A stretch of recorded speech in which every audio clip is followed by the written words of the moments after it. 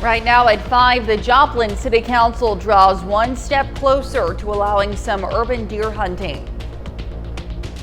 And we have an alert day today into tonight. We've got strong to severe thunderstorms this morning, another round later, and more overnight. We'll have a look at all of that coming up. Plus, some Southeast Kansas business leaders meet face-to-face with lawmakers to voice their concerns and push for action. The 4 states' most watched news starts now. Well, good morning and welcome to the KOAM Morning News. It's 5 a.m. I'm Elise Noe. And I'm Chris Warner. It's Tuesday and it is now June the 17th, and we do have that alert day in place. Yes. We've got strong to severe thunderstorms this morning. Could have some throughout the day, and then we have another round overnight tonight, and we have more strong to severe thunderstorms expected tomorrow afternoon. So very active next about 48 hours or so. Let's start first though with the Skywatch Storm Tracker.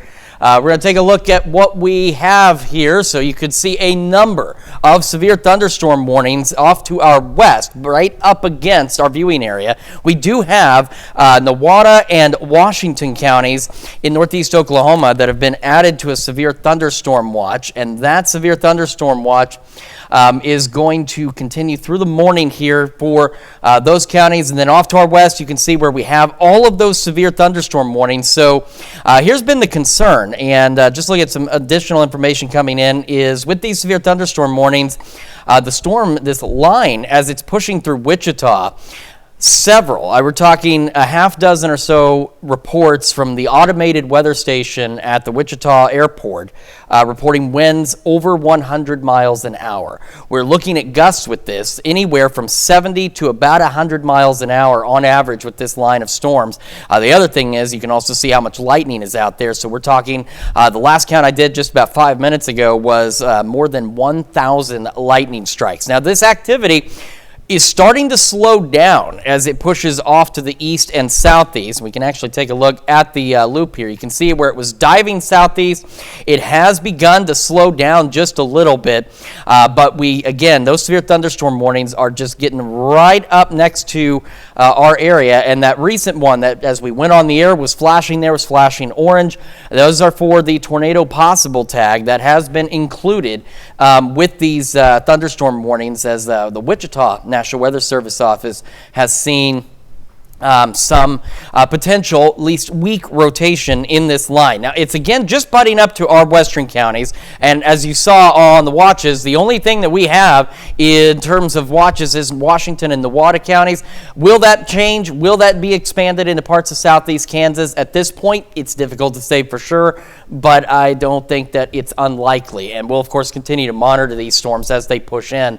And again, the thing is they will weaken. Real quick, the fog tracker. As you can see, dense fog around the Grand Lake area. We do have patchy fog out ahead of this line that has reduced visibility, so do keep that in mind. Let me break down our severe threats. This is for really into tonight. All hazards still possible. We have the isolated to scattered tornado risk. We have the scattered hail risk. You can see those hatch marks just barely getting Greenwood County. The concern overnight tonight, and honestly even this morning, is going to be with the damaging wind gusts. And you can see that numerous has been expanded much further to the east, and our western counties, those hatch marks indicating 70, 80 mile an hour plus wind gusts are going to be possible. So what's going to happen is this line is expected to hopefully begin to weaken, but our western counties, maybe even as far east as say Chanute and that line and points west, could still be dealing with a more significant severe threat. That line weakens, we get scattered showers and storms through the afternoon today, but even some of them could be strong, potentially severe. Our next big round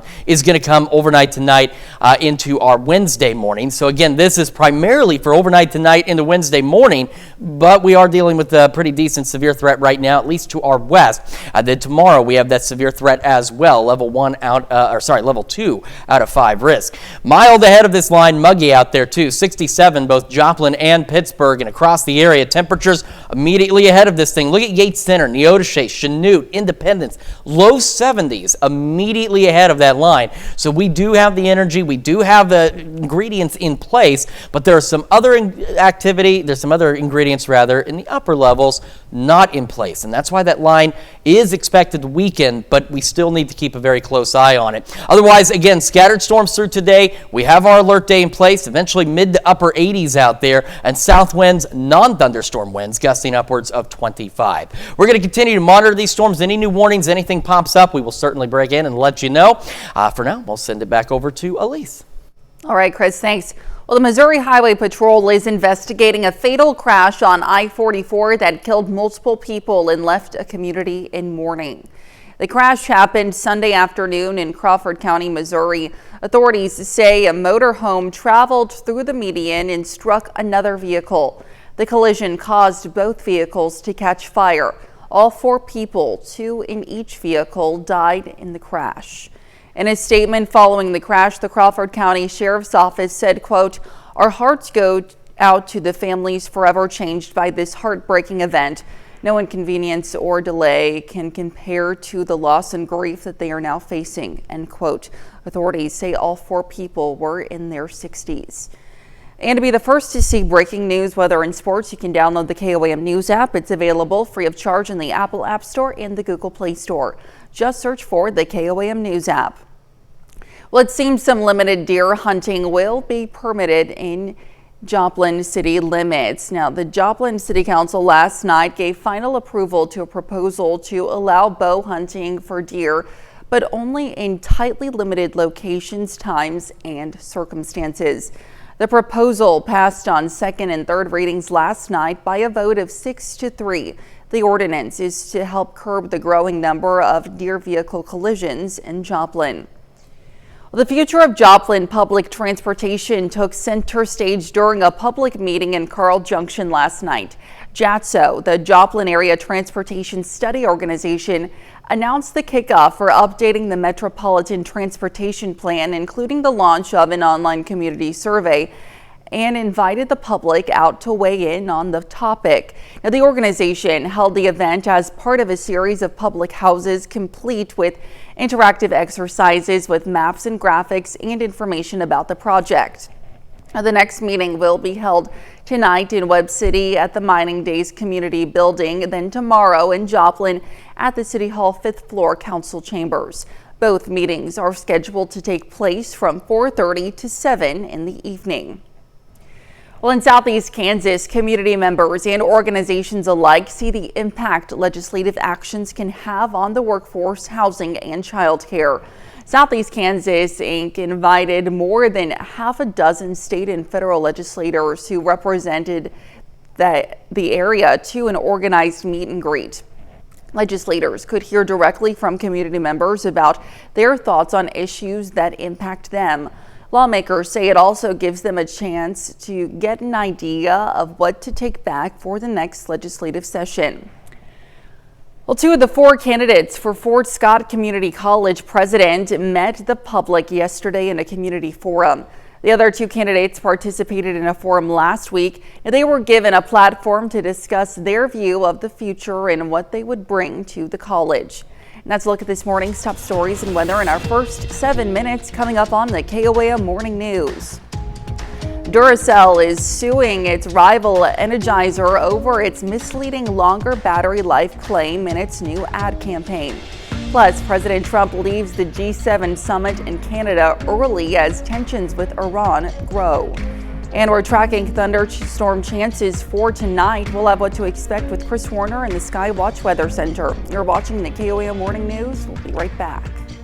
Topping Nation Watch this morning, Duracell is suing Energizer. It's accusing the rival battery maker of running a deceptive advertising campaign.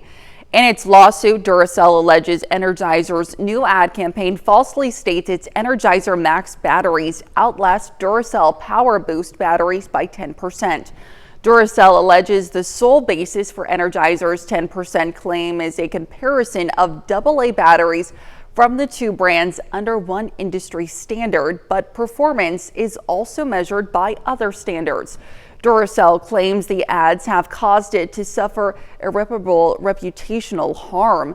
Duracell, which is owned by Warren Buffett's Berkshire Hathaway, is seeking to stop the ad campaign and wants Energizer to pay monetary damages. Energizer has not yet publicly commented on the lawsuit. President Trump right now is on his way back to the White House after leaving a day early from the G7 summit in Canada. The White House is citing the conflict between Israel and Iran as the reason for the early departure. The U.S. and Israel say they want to stop Iran from acquiring a nuclear weapon, though the U.S. has indicated it has no interest in getting involved in the military offensive.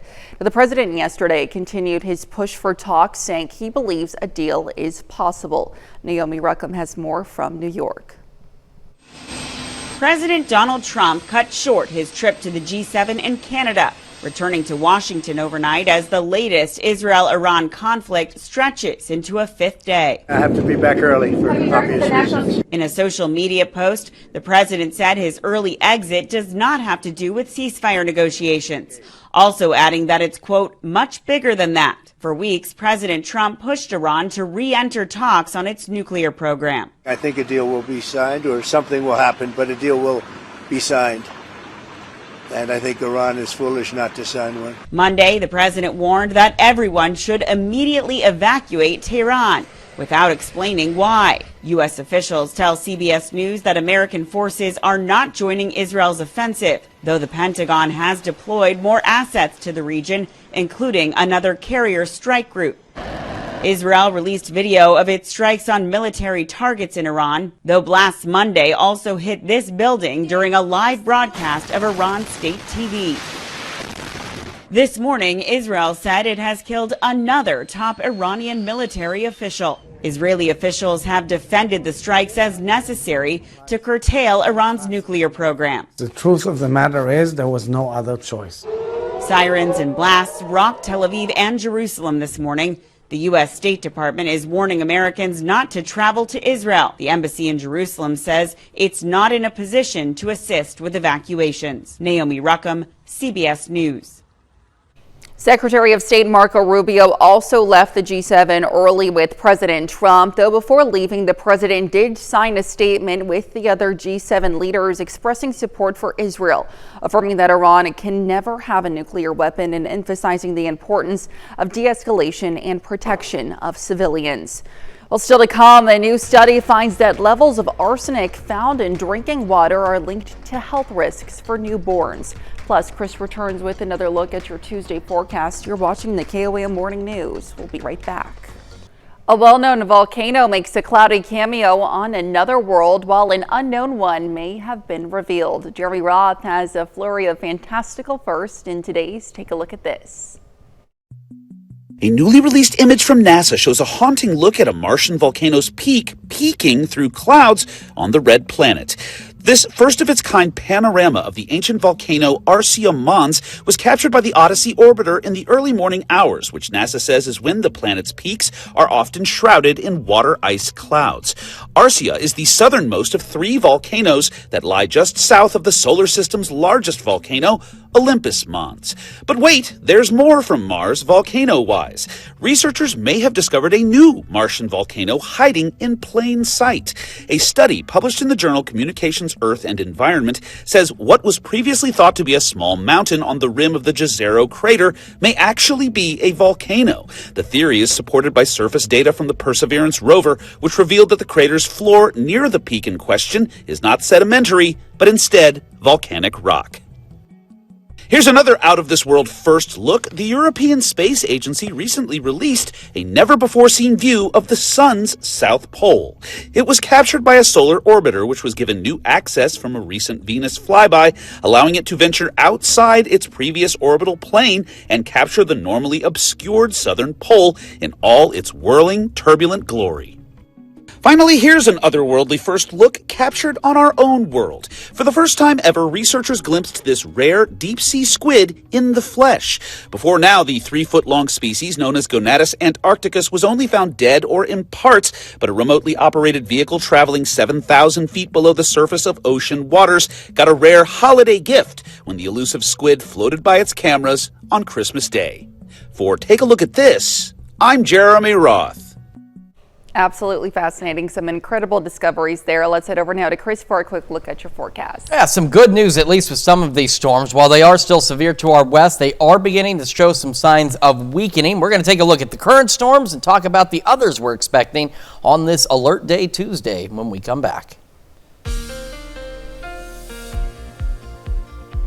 Welcome back to the KOAM Morning News 522 on this Alert Day Tuesday. So we're starting with the current watches and warnings. No warnings in our immediate area, but we do have that severe thunderstorm watch through 10 a.m. for Washington and Nevada counties in northeastern Oklahoma. A very potent line of severe thunderstorms out in central Kansas. Now, these storms are moving to the southeast, and they're doing so at varying speeds. But what we're going to do is we are going to do a quick storm track on these. Now, if this all manages to hold its course, which is off to the south and east, which I'm going to have to zoom out a bit on this, I apologize. We're going to draw this out. So it may clip parts of Greenwood, Elk, and Chautauqua counties in southeast Kansas, but my goodness, I do apologize. This thing's just not cooperating with me this morning, but that's all right. We do have these storms moving. Let's just show you what the loop looks like. We'll zoom back in on this, and you can see the path that they're taking. You can also see that they are weakening a bit, especially the northern portion of this line of storms. So it may again clip parts of Greenwood, Elk, and Chautauqua counties, but the greatest severe risk is going to be pushing into Oklahoma, which could eventually get into parts of Washington, Nevada counties as well. This line is still, believe it or not, expected to weaken, and it is expected to continue to do so. In fact, the wind gusts from earlier this morning in Wichita that were at or slightly over 100 miles an hour have come back down to the 60 to 70 mile an hour range. What we're going to watch as we head through the morning is this activity that is back behind it, developing back here from Wilson down towards St. John and Pratt, Kansas.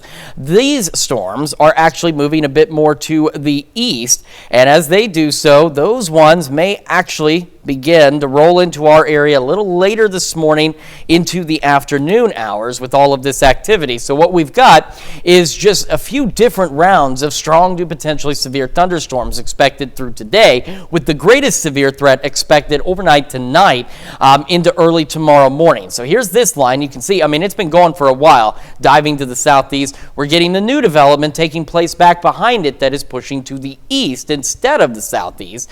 And so that's what's going to bring us our severe threat that could be possible through today.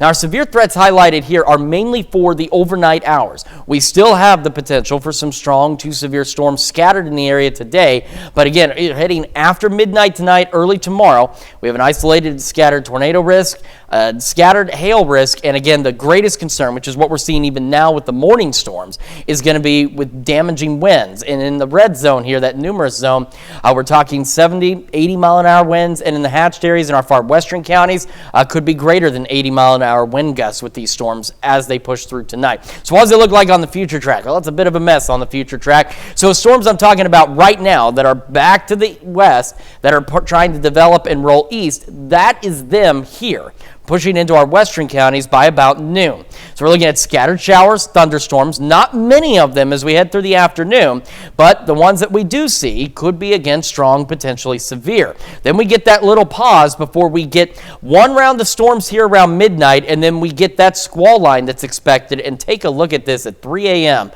From Chanute down to Coffeyville, back into Nevada County. Look at that line of storms. That's, again, the greatest concern out of it is going to be those damaging straight line wind gusts, and it dives to the east. I mean, in 2 hours time, it makes it from Chanute to Monette, almost to Cassville here.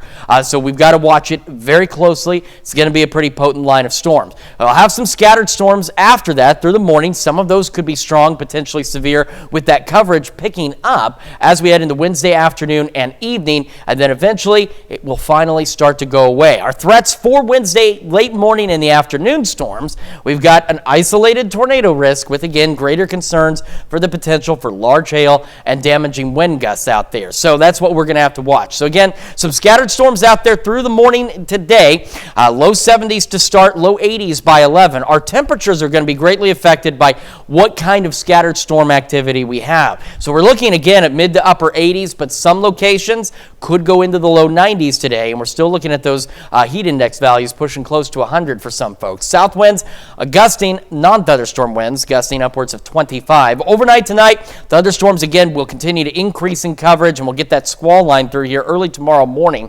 Back in the low 70s, and those northwest winds gusting up to 25. Winds will be gusting out of the south again tomorrow up to 25. Scattered storms, low 80s. Then we get to dry out, and we really start to heat up. Temperatures low to mid 90s heading into the weekend, and maybe a storm or two next Wednesday. Again, we'll continue to monitor the storms to our west this morning. Any new watches or warnings come out, we will certainly let you know.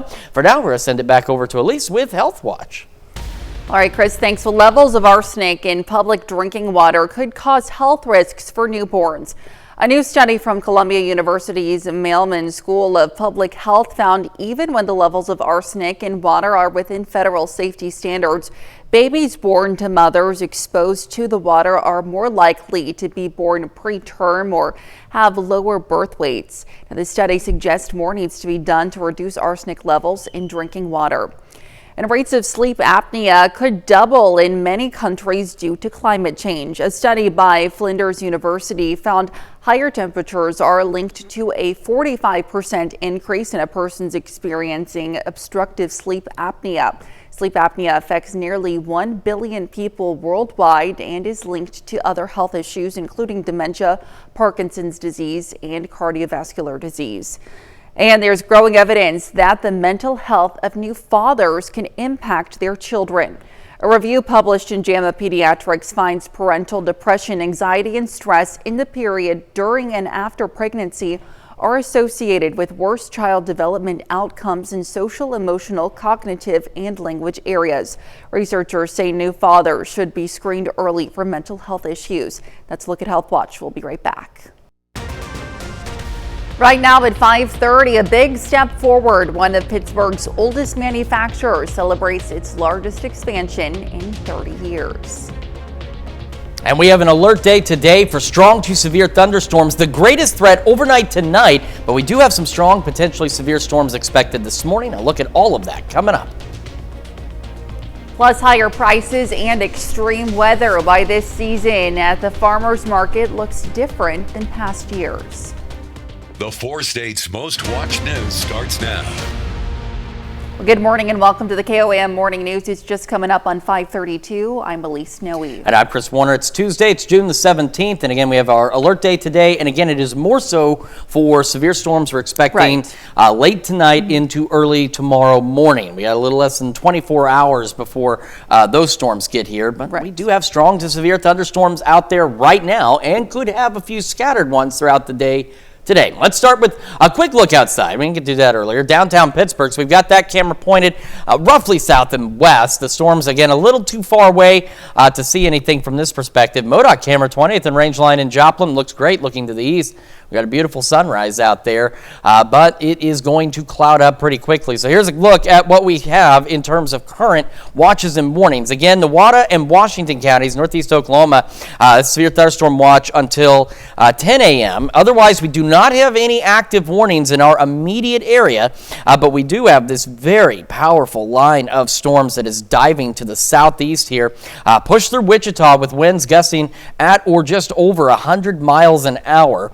Outside of that, there's also a tremendous amount of lightning with these storms. Now, they're still diving off to the south and east, and we're going to split the difference because we've got speeds of anywhere from 35 to 50 miles an hour, and I do believe that I have got this thing fixed for you. So we'll do that quick storm track here on this. That's why I'm saying it could potentially scrape parts of Elk, Greenwood, Chautauqua counties, and then eventually into parts of Washington and the Newada County. So we're talking in terms of our area, Sedan by just after 6:30 this morning, Bartlesville just after 7, and then down toward the Tulsa area a little closer to 7:22. And as mentioned, more than 1,000 lightning strikes with some of this activity, which is just an incredible amount of lightning. Now, what I think is going to be our next round of storms that could actually impact us through today is this activity that's developing back behind it. National Weather Service in Wichita is already monitoring it for a potential severe thunderstorm warning as it is beginning to intensify pretty quickly. And this activity that's developing behind the line, as you can see in the loop, it is moving east, not southeast like that line is doing.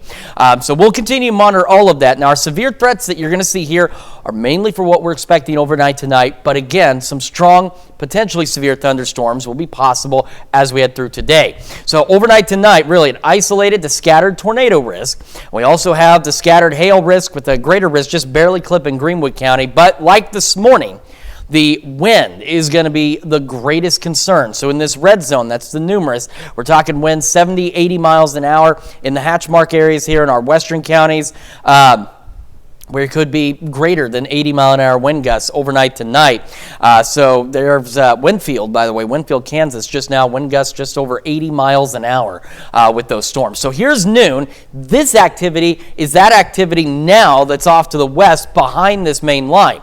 It will result in scattered showers and storms, and that's going to have an impact as well on temperatures. I know we were looking at low 90s today, but depending on where these scattered storms set up and how much cloud cover we have associated with them, some of us may be a little cooler today than what we were expecting. Others may be just as hot, especially our southern counties. But again, today it's a scattered thunderstorm situation, but some of those could be strong to severe. Now, as we roll into tomorrow, we'll get another round of strong to severe thunderstorms by the late morning into the afternoon, with all hazards possible once again. But also tomorrow, the greatest concern is going to be with hail and wind. Quick look at temperatures: 67 both Joplin and in Pittsburgh. And out to the west, we've got some areas where, we are pretty toasty. Look at Chanute right now, 74 degrees at 5:30 in the morning. We have the energy for storms, especially out to the west for this morning, which is why we want to keep an eye on everything. As for the rest of us, we're still mostly into the mid to upper 60s as we get this day started.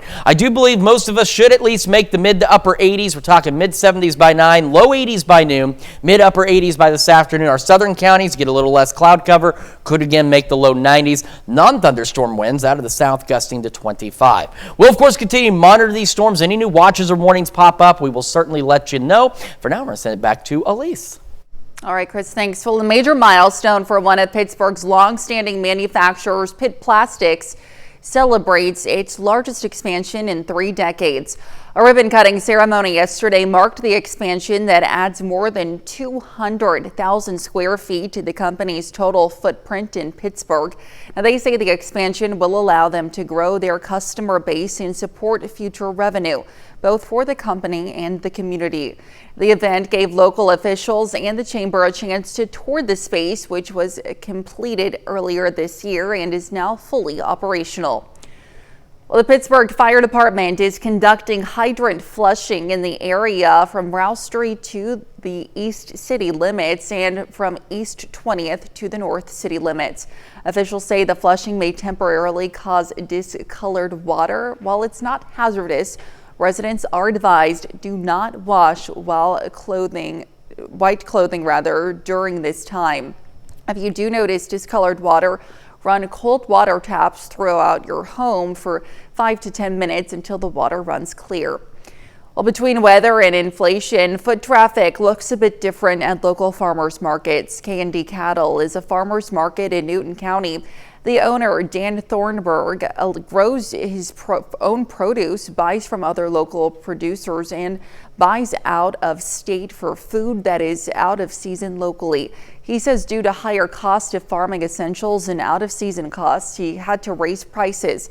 This is typically their peak season, but Thornburg says business is down. And now you can stay up to date with the latest news, weather, and sports with the KOAM Plus TV streaming app. It's available on Amazon Fire TV, Android TV, Apple TV Plus, and Roku. The player is also available on our news and weather apps as well as our website. Watch live streaming anytime, absolutely free. Well, some incoming 7th and 8th grade students in Joplin are getting an inside look at healthcare careers at the Freeman Healthcare Careers Camp. It includes ambulance and air ambulance tours, introduction to CPR, OR tours, and more. And that's a look at our top news stories coming up this half hour on the KOAM Morning News. Senate Republicans reveal big changes to the GOP budget and border bill. We'll see what this could mean for your taxes. Plus, Dunkin' is teaming up with Tarte Cosmetics to launch a new line of lip formulas. We'll have the latest. You're watching the KOAM Morning News. We'll be right back. In Consumer Watch this morning, Senate Republicans have unveiled their changes to the massive House-passed GOP budget and border bill. dubbed the One Big Beautiful Bill. Among them, the Senate proposes extending the state and local tax deduction, or SALT, at $10,000, a big drop from the House's proposed $40,000 cap. Republican senators are also calling for steeper cuts in Medicaid provider taxes, which are used by the states to help fund their share of the program. A changed bill would have to go back to the House for final approval if it passes the Senate. Well, Corner Bakery is the latest chain to offer some delicious discounts to customers. The price of some croissant breakfast sandwiches now start at only $3.99. Now, for those needing a lunch fix, fans of the popular DC chicken sandwich can get it for just $4.99. And Dunkin' continues to cross over into the beauty realm. The donut chain is teaming up with Tarte Cosmetics on a line of juicy lip formulas inspired by Dunkin's Refreshers drinks. The collection is already available at Tarte online, and the collab also hits Ulta Beauty next week. That's a look at Consumer Watch this morning. Here's Chris with a quick look at your forecast. Yeah, we've got a beautiful sunrise out there this morning from our camera downtown Pittsburgh. However, off to the west, strong to severe thunderstorms continue. We'll take another look at those and talk about what we're expecting through the rest of today into tomorrow when we come back.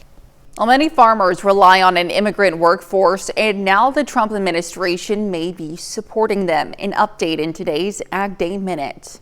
I'm Clinton Griffiths with today's Ag Day Minute. President Trump reportedly directing immigration officers to pause arrests of workers at farms, restaurants, hotels, and meatpacking plants. Last week, there were immigration raids on some California produce farms, a meatpacking plant in Nebraska, as well as a search warrant at a New Mexico dairy. The president posting about the immigration sweeps on his Truth Social site, saying farmers and people in hotel and leisure industries were having very good long-time workers taken away from them, calling the situation not good. A new report from USDA says consumers bought more fruits and vegetables from grocery stores during the pandemic and kept going after. In fact, in 2022, vegetable sales were still up 5% compared to 2016 and 2019 levels. The report also noted some seasonal trends, with spending on fruits tending to be higher in the spring and summer months, while veggie buying appeared unaffected by the seasons. And who knew cows loved old-timey jazz music? You're looking at the moment a herd of cows sprinted across a field in the Netherlands to listen to the music coming from a car. The man who took the video and played the music says he put on the music to see what kind of reaction he would get, and even he was surprised to see them come running toward him. For more Ag News, watch Ag Day weekdays on the station or get updates over at agweb.com.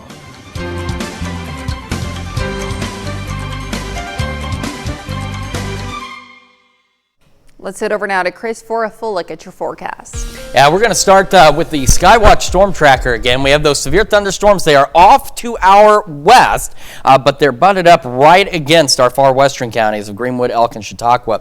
So this is just a look at our current active warnings and watches. The watch in Washington in Newada County, the only severe anything that's currently affecting our viewing area, and that runs until 10 o'clock this morning. So let's take a look at the Skywatch Storm Tracker from a radar perspective and look at all of that lightning. The volume of lightning has just been absolutely insane. Earlier this morning it was about 1,000 lightning strikes, and we're down to 833. Not that that's a significant improvement, but still a lot of lightning, a lot of electricity with these storms as they continue to push off to the south and east. They keep weakening and recycling. Now, it looks like the worst of it will miss our immediate area, but we've had these winds drop in that 60 to 70 mile an hour range. Now they're picking back up in the 80 to 90 mile an hour range, and the storm's continuing to move to the south and east out there at approximately 35 miles an hour. So again, we'll do a quick storm track on the whole line, because again, there is at least that possibility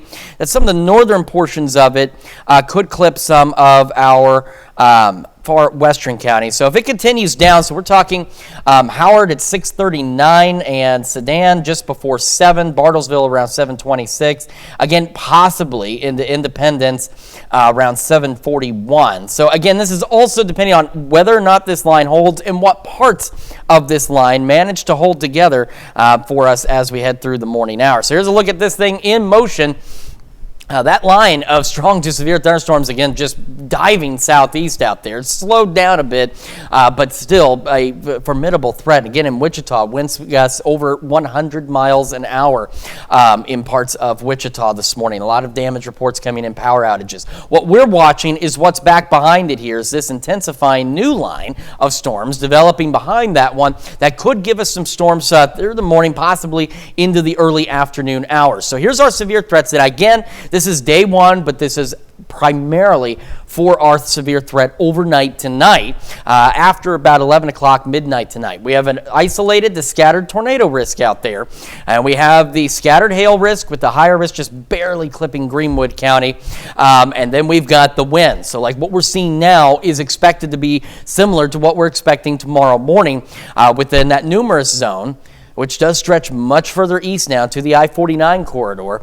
We could get 70, 80 mile an hour wind gusts in our western counties, and these hatch marks could be winds greater than 80 miles an hour. So we are still talking about significant storms. Now through today, still some questions on how this activity this morning will impact anything we see today. But we could get scattered showers, thunderstorms out there. Some of these could be strong to severe. Additionally, any rain or cloud cover we get will impact our temperatures, obviously, but we were expecting a few more low 90s, not looking to necessarily be the same case with 90s, the greater opportunity for temperatures to get into 90s down in our southern counties, especially into northeastern Oklahoma. By this evening, a few scattered storms out there. Again, some of those still could be strong, potentially severe. Then we start getting more thunderstorms after midnight, some of these strong to severe, and then around 2, 3 o'clock, look at this squall line that is looking to develop out here. So by 3 a.m., we're talking Chanute down to Coffeyville toward Bartlesville. It will continue to race to the east. In 2 hours, it makes it from approximately Chanute to Cassville in 2 hours. So it will push through very quickly, but it will be a very intense line of storms. Then we'll get redevelopment by mid-morning into the afternoon along this boundary, which is going to be approximately the I-44 corridor and immediately north of that. Those storms could be strong to severe as well, and they'll eventually shove on out of here by tomorrow evening, but they do come with an isolated tornado risk and, again, a greater concern for hail and damaging wind out there. Through this morning, again, low 70s to start. Scattered storms are a possibility that we're watching. We'll make it into the low 80s by 11 a.m. We're talking about highs today, eventually into the mid-80s for most of us, and then some low 90s down south. Strong storms again into our Wednesday, low 80s out there, heating back up into the weekend. I'm not sure where that came from or what happened there, but it will continue as we roll into the weekend back in the low to mid-90s. That's a quick check of your forecast. We're going to send it over to Elise with sports. All right, Chris, thanks. Well, a new sport is coming to Missouri Southern this fall, which comes after the university's Board of Governors met at the end of last week to approve it. Now, Missouri Southern introduced his women's flag football to its campus and is the first MIAA school to do so. For the upcoming 2025-26 school year, it will be a club sport, but there are plans in place to elevate it to the NCAA intercollegiate varsity level. According to a press release from Southern, NCAA membership will vote in January about whether or not to include flag football as an emerging sport for women. MSSU Athletic Director Rob Mallory says that they'll pay close attention to the impact of that vote and could have flag football become an NCAA varsity sport at Missouri Southern as soon as the 2026-27 academic year. Well, in summer collegiate baseball, the Joplin Outlaws had the night off after splitting a 2-game weekend series with the Sherman Shadowcats. Yesterday afternoon, Outlaws starting pitcher Connor Johnson is named Pitcher of the Week by the Mid-America League. He was the starter in last night's 10-0 victory over Sherman at Joe Becker Stadium. Johnson went 6 2/3 innings, allowing just 4 hits while striking out 11. On this season, the rising sophomore from Oral Roberts University is 2-0 with an ERA of 0.51. Over the Meek League, a tough night for the Nevada Griffins. They get shut out by the first place St. Joseph Mustangs. Final score 13-0 after just 8 innings. That's it for sports. We'll be right back. Luxury car line Rodeo Drive in Beverly Hills Sunday. It was the 30th annual Concours d'Elegance car show. World-class vintage racing and luxury vehicles were displayed. Despite the high-end location, the event was free. And we're continuing to monitor these severe thunderstorms just out to the west of our immediate area. So again, we don't have any warnings in our counties, but these storms button right up to Greenwood, Elk, and Chautauqua County out there near the Wichita area. They had packed winds at their peak of just over 100 miles an hour.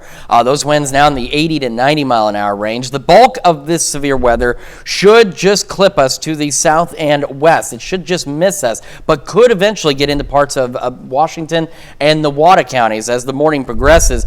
Outside of that, we're going to continue to monitor for any additional development that's trying to take place on the backside of these thunderstorms that could bring us some strong to severe thunderstorms a little later today. So that, of course, will have an impact on what kind of temperatures we see. We're looking at a few more mid to upper 80s than what we were expecting yesterday. We were looking at more low 90s out there. Temperatures, again, climbing into the mid to upper 80s for many of us. Low 90s, especially in the northeastern Oklahoma. Scattered storms through today. A greater severe threat after midnight tonight into early tomorrow morning. And then another round of strong to severe thunderstorms by Wednesday afternoon. That's a quick check of your forecast. We got another hour of the KOAM Morning News right after this.